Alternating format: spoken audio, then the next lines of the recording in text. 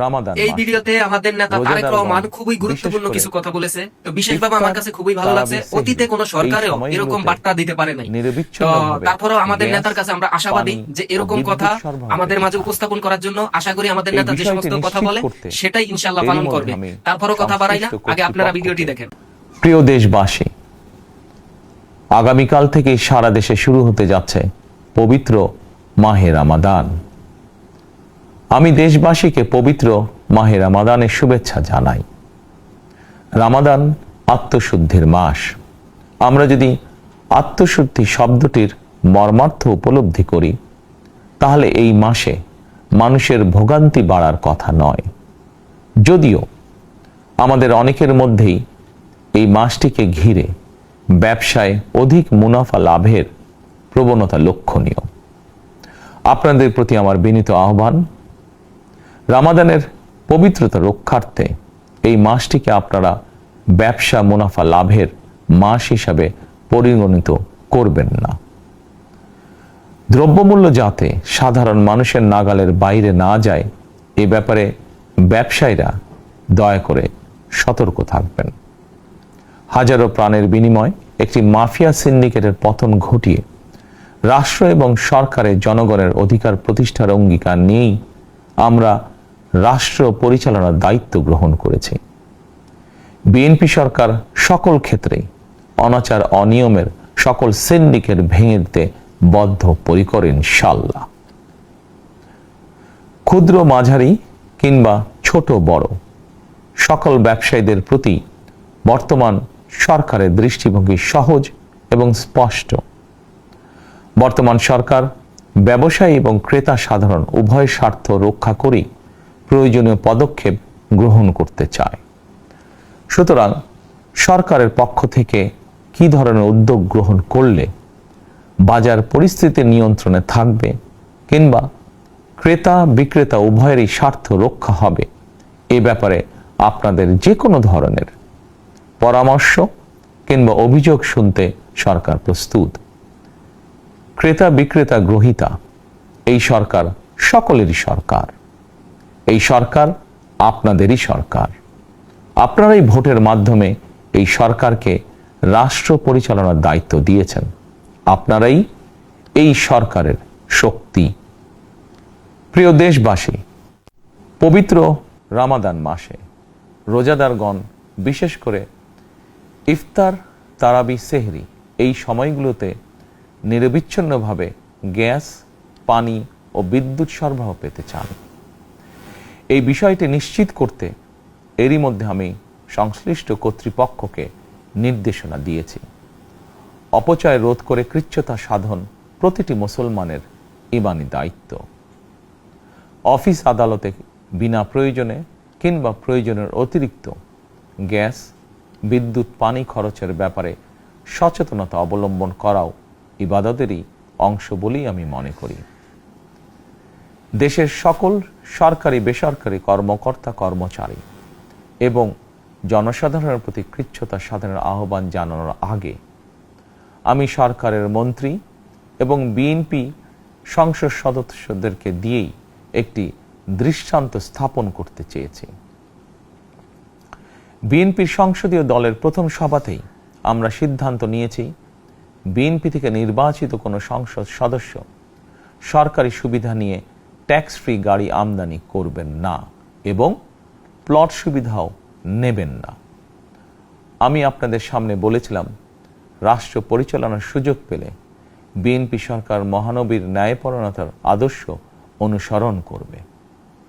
আমি মনে করি বিএনপির সংসদীয় দলের এই সিদ্ধান্ত ন্যায়পরায়ণতার আদর্শেরই একটি অন্যতম প্রতিফলন। প্রিয় দেশবাসী, বিভাগীয় শহরগুলিতে বিশেষ করে রাজধানী ঢাকায় যানজট অত্যন্ত নিয়ন্ত্রণহীন। হাটে মাঠে ঘাটে, অফিস আদালতে জনগণের ভোগান্তির শেষ নেই। জনজীবনের নানা ক্ষেত্রে জনদুর্ভোগ লাঘব করা না গেলে জনমনে স্বস্তিও ফিরবে না। রাজধানীতে জনসংখ্যার চাপ কমাতে বিকল্প ব্যবস্থা গ্রহণ করা জরুরি হয়ে পড়েছে।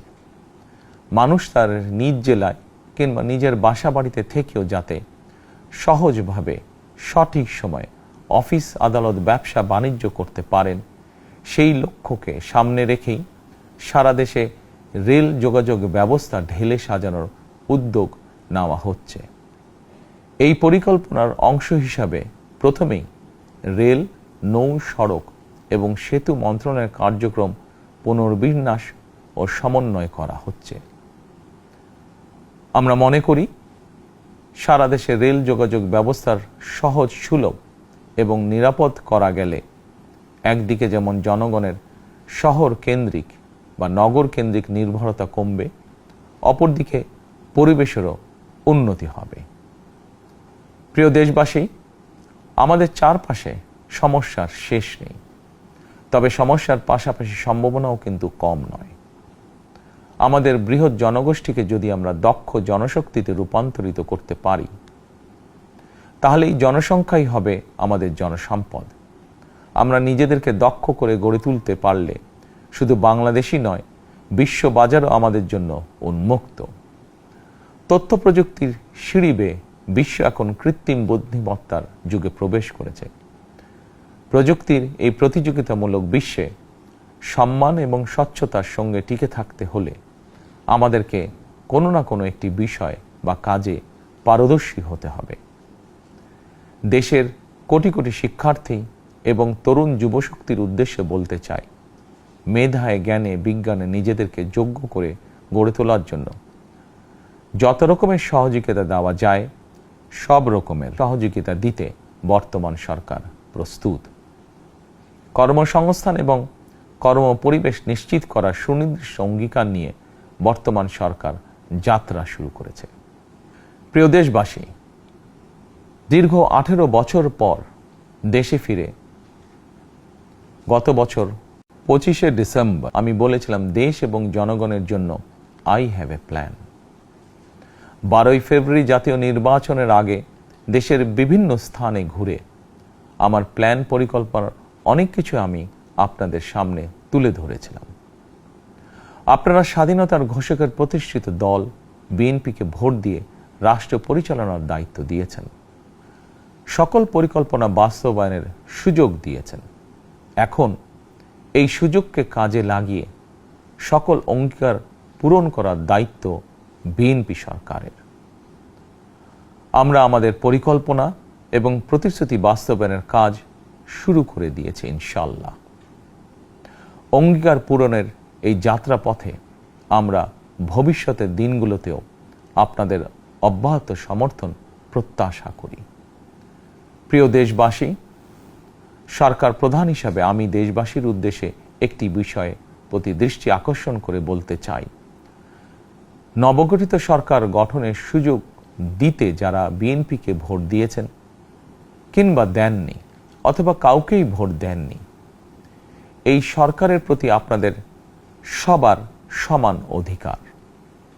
বিএনপি সরকার বিশ্বাস করে দল, মত, ধর্ম, দর্শন যার যার, রাষ্ট্র সবার। এই দেশে, এই রাষ্ট্রে একজন বাংলাদেশী হিসাবে আপনার, আমার, আমাদের প্রতিটি বাংলাদেশী নাগরিকের অধিকার সমান। প্রিয় দেশবাসী, আল্লাহ আমাদের সবাইকে নিরাপদ এবং সুস্থ রাখুন। আল্লাহ আমাদের সকলকে ইতিবাচক পরিকল্পনাগুলো বাস্তবায়নের তৌফিক দিন। পবিত্র রমাদান মাস শুরুর শুভ লগ্নে আল্লাহর দরবারে এই নিবেদন রেখে আমার বক্তব্য শেষ করছি। আল্লাহ হাফেজ। বাংলাদেশ জিন্দাবাদ।